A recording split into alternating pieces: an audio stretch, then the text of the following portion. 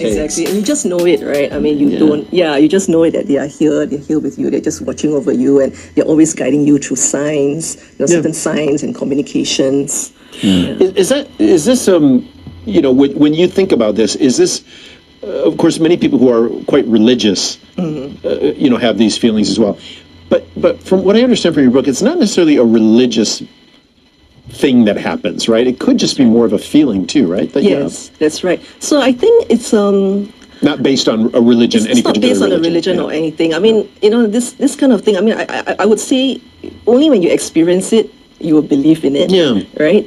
So I mean, for me, writing this book, I believe that it will resonate with people who are navigating through their own grief, and and sometimes I just want to tell people that in my book that grief is non-linear, right? It's a non-linear nature of grief, and everybody will experience grief at different times. So when that happens, knowing that our loved ones are still with us, even though they're no longer on this earth, their love connection still continues. You are able to feel them around. You're able to feel that they're watching over you constantly. And of course, if you go to a favorite spot, a favorite restaurant, eating favorite food, of course, or a favorite time of year, all of these things evoke our memories of our loved ones. I like this expression, embracing gratitude through sorrow. What do you mean by that? I find that fascinating. So sometimes in my book I talk about how gratitude and grief can coexist.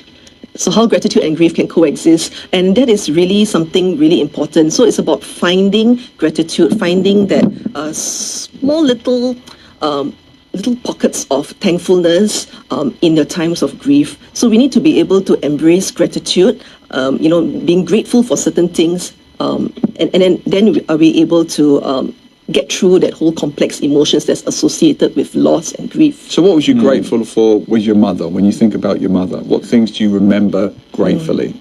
So, honestly, I mean, as only child, I was very overwhelmed, especially during her 3-year battle with cancer. So, I felt like, why is this all happening to her? She's gone through so many chemo treatments, and she was still young at that time. So I was feeling really upset about it. But having said that, even despite that grief, I am grateful for, I was thinking back all the time spent with her, creating moments with her, especially during the time that she was about to pass, especially. So that to me will always stay and it's a memory in my heart. And I am grateful for that. And also in a meaningful way, her passing actually led to this, I would say, a surprising journey for me, which is, writing and publishing this book, for which I'm grateful for. That was going to be my next question. What was if there was an epiphany moment where you decided, I need to write a book about this? Because you hadn't written a book before, right? Yeah, it's your first book. My first book, yes. So what was that turning point? So I found that, a lot of my friends that I spoke with, they lost their loved ones before, and they tell me that, I don't know whether, where's my mom or where's my dad, and they feel that sense of loss. They feel that sense of that there's a loss in connection. But I tell them that, hey, there's actually some spiritual signs. If only we open our eyes and we take a look and we recognize what are the spiritual signs, which I personally experienced, and I shared it with them, and then they're like, oh, okay, I never knew. So that's the point where I wanted to share this in my book, to tell people that they are always watching over us. They still continue to communicate with us, whether we believe it or not. They still communicate with us, and it is really important for us to keep in mind that they are always there. When you the famous book by Elizabeth Kubler-Ross about the 5 stages of grief: denial, anger, bargaining, depression, acceptance. Did you think about those, or did you go through those, or consciously go through those? Do you mix those into your book at all, into your writing? Yes, definitely. The thing about grief is that we may revisit different emotions at various times, right? And sometimes the intensity of these emotions vary as well. So beyond the traditional stages of grief, actually, I found out while researching on my book that there's actually a 6th stage of grief, and that is finding meaning in the loss. So why I say finding meaning, that means transforming grief into something more, into a more hopeful experience, into a more peaceful experience. How do people do that? So because loss is loss, right? Yes, and that's right. it's a deep, painful thing for a lot of people. How do you find hope or meaning through it? So for me, I want to think that, my mom is always with me, and even writing this book, sometimes, believe it or not, when I sometimes I need inspiration, I go back to her house, and I feel that the whole inspiration just flows, it just comes, and compared to when I'm back in my home, sometimes I'm like, I get a writer's block, right? So I feel that she's with me, and she's spurring me on and to publish this, because I took 1.5 years of writing this book to complete my manuscript while balancing a full-time job. So it's a long journey, I would say, and I would have to share that writing made me confront the painful memories of her illness. But having said that, it gave me a sense of purpose amid my loss. Fantastic. We're chatting with Marilyn Choong, the author of this fabulous new book, The Thin Veil Between Us, A Woman's Journey Through Loss, Grief, Healing and Hope. You mentioned there 1.5 years juggling a full-time job. I mean, I write books myself. I admire your dedication and application. What were some of the challenges you faced along the way, to keep going? Because it's hard, especially when it's your first book. It's very, very hard. What kept you going? In terms of the challenges, I think most importantly would be the book is in memory of her. So, as I mentioned earlier, it really spurred me on, and I had to publish it eventually. So that was the one. And then also in terms of what kept me going would be, in my book, I actually shared a lot of experiences that the people whom I interviewed. So I interviewed 6 people close to me, and they too shared about their spiritual experiences. They too shared about the enduring love that they had with their deceased loved ones. And I felt that I want to tell their story as well. No, so not just my story. I want to tell the rest of the 6 of their stories together. So this book not only talks about my story, but it also shares about about the different people who shared their stories, and also it talks about this enduring nature of love, which I want to share with other people, that love connection is not lost at all. Yeah. And then, do you have kind of 3 or 4 things that people can do to take them through? Because we all know that when someone passes away, I had very much this experience when my parents passed away, that you'd be fine one day, and then the next day a wave of emotion comes over you, and then you'd be fine for weeks, and then something happens, or you again a shared memory or something comes back. How do you suggest that people move forward in that positive way to just get through it? Sometimes that's the hardest part, right? Yes. I think most important, you need to have a sense of purpose. I guess when you have a sense of purpose, like, for example, for me, writing this book, writing it down, documenting it, helped me to also create that happy memories of her, the time that we shared. So firstly, is a sense of the purpose. Secondly, I would tell people grief is nothing to be ashamed of, or neither should it be hidden. We should express grief, and at the same time support others in expressing theirs. So it's really important for us to do so.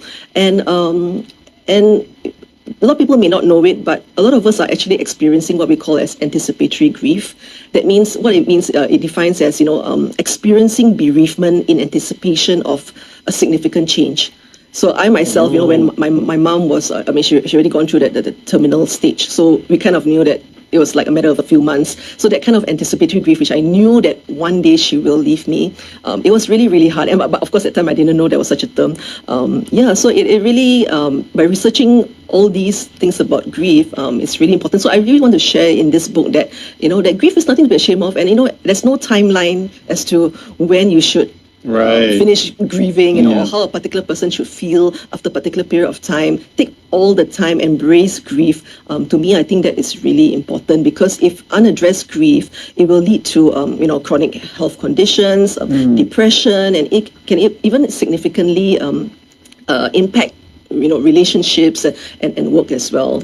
Those are the 2 aspects of your book that really stood out to me. The first one was this idea of embracing grief, not feeling guilt or shame. I mean, my wife will occasionally just burst into tears because of her father, her late father, who passed away 7 years ago.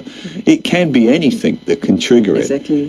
And there's no shame, there's no guilt. She does what she needs to do, and then she carries on with her day. So I really found that a positive aspect of your book.